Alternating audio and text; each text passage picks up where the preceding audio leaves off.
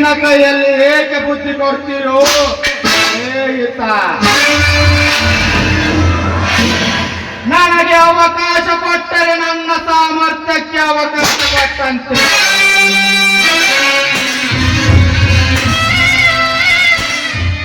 ಈಗ ನಮ್ಮ ಸಾಮರ್ಥ್ಯ ಹೆಚ್ಚಿಸಿಕೊಂಡು ಅವರನ್ನು ಯಾವ ಯಾವ ಗಳಿಗೆಯಲ್ಲಿ ಯಾವ ತರಹ ಮುಗಿಸಬೇಕೆಂದು ಯೋಚಿಸಬೇಕು.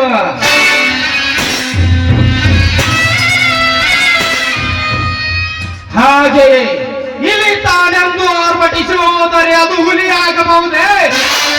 ಎಂದಿಗೂ ಸಾಧ್ಯವಿಲ್ಲ.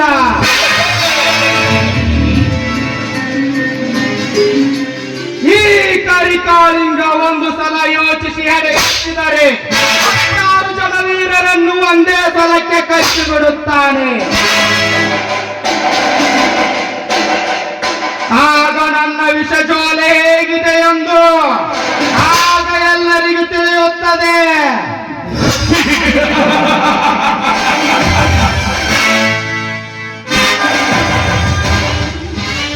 ಕಾಳಿಂಗ, ನೀನು ಹೀಗಿದೆ ಅಂತ ನನಗೆ ಏಕೆ ಮೊದಲ ತಿಳಿಸಲಿಲ್ಲ?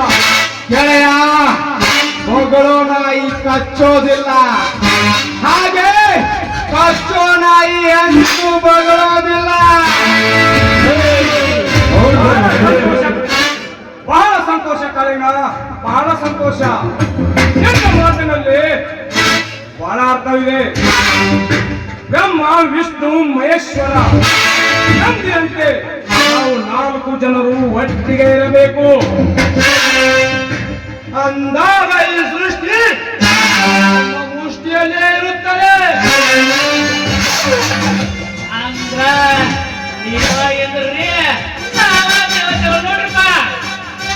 ಗುಡ್ ಪಾಯಿಂಟ್ ಶಕ್ತಿ, ಗುಡ್ ಪಾಯಿಂಟ್. ಹೋಗೋಣ.